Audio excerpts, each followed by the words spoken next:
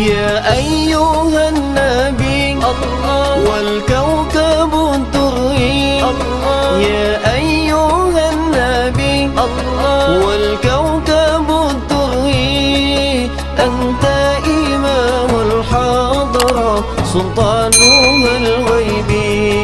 Hadirin yang dirahmati Allah Subhanahu wa taala, bersyukur kita kehadirat Allah yang berkumpul di dalam kebaikan. Mudah-mudahan di dunia kita kumpul dalam keadaan kebaikan, dalam keadaan damai. Nanti di akhirat kumpul juga kita dalam kebaikan. Dikumpulkan nama Al-Qur'anul Karim.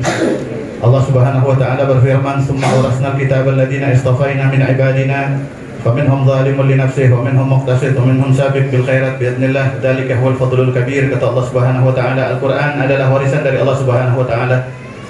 Al-Quran adalah warisan dari semua awrasna. Aku wariskan, kata Allah Subhanahu wa taala, Al-Kitab Al-Quranul Karim.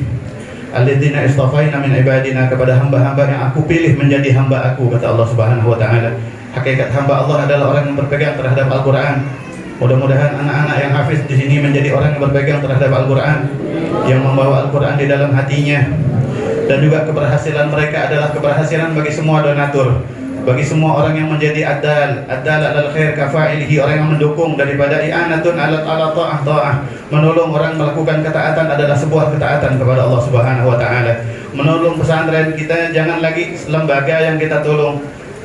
Rasul bersabda sallallahu alaihi wasallam, engkau menolong satu anak yatim, engkau biayai dia sekolah di pondok pesantren, kemudian anak tersebut berhasil menjadi ulama, menyebarkan ilmu daripada ilmu syariat Nabi Muhammad SAW. Kata Rasulullah, kaman bana masjidan min dhahab, pahalanya kayak kita ngebangun masjid dari emas, kata Nabi Muhammad SAW. Mudah-mudahan yang menjadi wasilah terhadap itu semuanya dikasih ikhlas sama Allah Subhanahu wa taala, sehingganya ya, man yaqtarif hasanatan nazid lahu fiha hasanah. Kata Allah, kalau orang melakukan kebaikan ikhlas, akan aku tambahkan ghairah, akan aku tambahkan semangat dia untuk terus berbuat baik. Mudah-mudahan di sisa hidup kita jadi orang yang lebih baik lagi, sehingganya hidup kita menghantarkan kita wafat dalam keadaan husnul khatimah. Amin ya rabbal alamin. Dan mudah-mudahan ini majma' marhumah, majma' perkumpulan yang dirahmati nama Allah Subhanahu wa taala. Ikhwah fillah, Al-Qur'an adalah warisan dari Allah Subhanahu wa taala, akan tetapi kita sebagai umat Nabi Muhammad sallallahu alaihi wasallam di dalam menerima warisan tersebut terbagi menjadi 3, kata Nabi Muhammad. Kata Allah di dalam Al-Quran, faminhum zalim li nafsih, ada orang yang menerima Al-Quran zalim terhadap Al-Quran.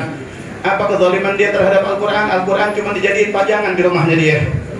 Al-Quran cuma dijadikan pajangan di rumahnya dia, padahal Al-Quran laka au alaika, Al-Quran itu bisa untukmu atau berakibat untukmu, bermanfaat atau berakibat. Faman wada'aha amamah qadahu ilal jannah, kata Rasul, siapa yang naruh Al-Quran di depannya akan dituntun terus sama Al-Quran ke surganya Allah Subhanahu wa taala. Faman wada'aha wara'ahu qadahu ilal nar, siapa orang yang naruh Al-Quran di belakangnya akan diseret ke nerakanya Allah Subhanahu wa taala. Siapakah orang yang meletakkan Al-Quran di depannya? Orang yang dalam 1 tahun, khilaf ulama, dalam 1 tahun minimal hatam Quran, ya, ini kalangan umum bukan kalangan santri. Kalau kalangan santri terlalu sedikit. Minimal orang itu dituntut untuk menghatamkan Al-Quran setahun itu 2 kali. Minimal setahun 2 kali. Mudah-mudahan kita jadi ahli Al-Quran. Ya. Tapi yang dimaksud zalim li nafsihi di sini, kata Abdullah bin Abbas, ya, yang dimaksud zalim li nafsihi kata Abdullah bin Abbas adalah mencampakkan apa yang ada di dalam Al-Quran. Dan Al-Quran ini sebuah mukjizat yang luar biasa. Fama tu'addu wa la tuhsa ajaibuha wa la tusamu 'alal iktsar bisam. Wala tusamu 'alal iksari bisami. Keajaiban Al-Quran itu enggak terhitung, enggak terhingga. Contoh satu aja, wala tusamu 'alal iksari bisami. Al-Quran adalah satu tulisan yang tambah sering kita baca, tambah doyan kita. Tambah sering kita baca, tambah kagak bosan. Kita baca surat ya, baca surat dari orang lain, baca tulisan orang lain. Sekali kita baca mungkin masih enak. Baca buku itu 2 kali kita baca masih enak. Kalau sampai 10 kali kita baca, bosan apa kagak kira-kira? Tapi Al-Quran tambah sering, ahli Al-Quran lebih tahu. Tambah sering dibaca Al-Quran, tambah merasa kurang. Ini bukti. Ini adalah tulisan bukan sembarang tulisan. Ini huruf bukan sembarang huruf. Ini adalah mukjizat kalamnya Allah Subhanahu wa taala. Mudah-mudahan kita tertarik sama Al-Quran, diundang sama Al-Quran. Kemudian wa minhum muqtasid, yang nomor 2, yang pertama zalim. Ya, wal'iyadu billah, orang yang menerima Al-Quran daripada ini umat, zalim li nafsihi, zalim terhadap dirinya sendiri. Al-Imam Abdullah bin Abbas mengatakan al-zalimu li nafsihi, orang yang zalim terhadap dirinya dari umat Nabi Muhammad SAW adalah at-tarik lil wajibat, orang yang meninggalkan kewajiban. Orang yang meninggalkan kewajiban. Perlu kita ketahui, maksudul ilm al-amal. Tujuan menuntut ilmu itu bukan kita biar dimuliakan orang, bukan kita itu sampai kepada syahwat kita, bukan. Tujuan menuntut ilmu adalah mengamalkan ilmu tersebut. Wa maqsudul amal hiya a'malul qalbi. Tujuan amal adalah menjaga hati, amalan hati. Jadikan niat antum di dalam menuntut ilmu itu tepat. Niatnya cuma mau cari ridhonya Allah Subhanahu wa taala. Jangan jadikan contoh orang-orang yang sudah berhasil motivasi, anak pengen seperti dia, jangan. Itu masih duniawi, itu masih niat yang salah. Jadikan Allah tujuan kita di dalam menuntut ilmu. Niscaya Allah akan menempatkan kita di mana kita bisa bermanfaat buat umat Nabi Muhammad sallallahu alaihi wasallam.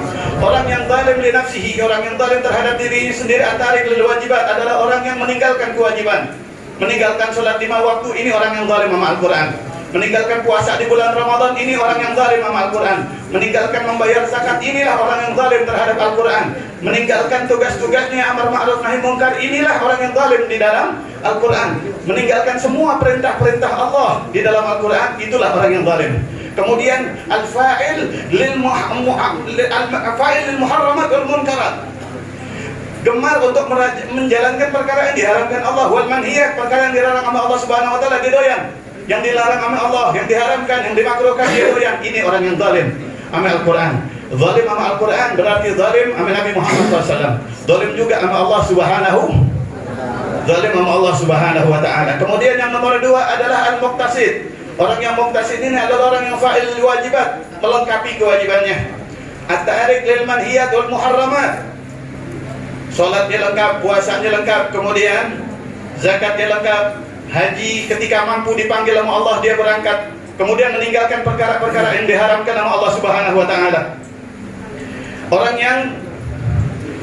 yang pertama adalah wasabiq bil khairat biidznillah, orang yang berlomba-lomba dalam kebaikan dengan izin Allah Subhanahu wa taala, dan inilah anugerah yang agung. Dzalika huwal fadlul kabir. Ini anugerah yang agung bagi hamba-hambanya Allah Subhanahu wa taala. Mudah-mudahan yang kumpul di sini kita sedang berlomba-lomba di dalam kebaikan. Orang yang berlomba kebaikan itu sama kayak muktasid, kewajibannya lengkap, sholatnya lengkap, puasanya lengkap, meninggalkan perkara yang diharamkan, akan tetapi dia betul-betul mencintai al-mustahabbat. Dia mencintai perkara-perkara yang dianggap baik menurut syariat. Anjuran syariat baik dilaksanakan sama dia. Ya, sedekah baik dia bersedekah, menghafalkan Quran baik dia menghafalkan Al-Quran, sholat tahajud, sholat sunnah baik dia melakukan itu. Inilah orang yang sabiq bil khairat. Al-Imam Abdullah bin Abbas mengatakan sabiqun bil khairat yadkhuluna al-jannata bighairi hisab. Orang yang berlomba dalam kebaikan, mereka lah orang-orang yang masuk surga dengan tanpa hisab. Sifatnya itu orang yang berlomba-lomba dalam kebaikan. Kemudian wal muqtasid, ya, yadkhuluna al-jannata yuhasabuna hisaban yasira. Mereka dihisab tapi ringan hisabnya. Dihisab salatnya lengkap, selesai, masuk surga mereka. Baru yang nomor 3 ini, yang nomor 3 baru orang-orang yang mencicipi daripada nerakanya Allah Subhanahu wa taala. Dan orang akhir zaman lebih berpeluang daripada orang zaman dulu. Karena orang zaman dulu fasilitas bermaksiat sangat sedikit, zaman sekarang lengkap, semuanya ada. Mudah-mudahan meskipun kita hidup di zaman orang-orang berkubangan maksiat, kita dipilih sama Allah ada di taman surga ini tanda kita termasuk orang sabiq bil khairat biidznillah. Amin ya rabbal alamin. Mudah-mudahan ilmu Allah kasih ada manfaatnya. Mudah-mudahan kita ditakdir sama Allah menjadi orang yang membawa Al-Quran di dalam hati kita. Dan juga mudah-mudahan Al-Ustaz Abdi diberikan kekuatan sama Allah Subhanahu wa taala untuk mensyiarkan agama Allah Subhanahu wa taala, dan para pejabat kita juga selalu mendapatkan perlindungan daripada Allah Subhanahu wa taala untuk menyampaikan amanat-amanatnya Allah untuk rakyat. Ya man wafaqah lil khair wa anahum alaih wa faqina lil khair wa ana alaih. Wa sallallahu ala sayyidina Muhammad wa ala alihi wa sahbihi wasallam. Alhamdulillahirabbil alamin. Mohon maaf. Assalamualaikum warahmatullahi wabarakatuh. Bil haqq wal hadi ila siratikal mustaqim wa ala alihi haqqa qadrihi wa miqdarihil azim. Salatan taftahu lana biha abwaaba ridha, ta'siru tuliku biha abwaaba syarri, ta'siru takunu lana biha waliyyan wa nasira, anta waliyuna maulana fa ni'mal maula ni'man nasir. Allahumma iftah lana futuhal mukhlasin. Allahumma ij'alna min ulama'ikal 'amilin waj'alna min ibadikas salihin. Allahumma arzuqna fahman nabiyyin wa hifdzal mursalin wa ilhamal malaikatil muqarrabin. Allahumma akhrijna min dhulumatil jahli wa akrimna bi nuril fahmi waftah lana abwaaba fadlik wa ansur 'alaina hikmataka ya arhamar rahimin. Allahumma ij'al jam'ana hadha jam'an marhuman مرحوما وتفرقنا من بعده تفرقا معصوما ولا تجعل فينا ولا منا ولا معنا شقيا ولا محروما اللهم لا تحرمنا خير ما عندك لشر ما عندنا اللهم اهدنا بهداك ولا تولنا وليا سواك ولا تجعلنا ممن خالف أمرك وعصاك وحسبنا الله ونعم الوكيل ولا حول ولا قوة إلا بالله العلي العظيم وصلى الله على سيدنا محمد وعلى آله وصحبه وسلم والحمد لله رب العالمين. الفاتحة.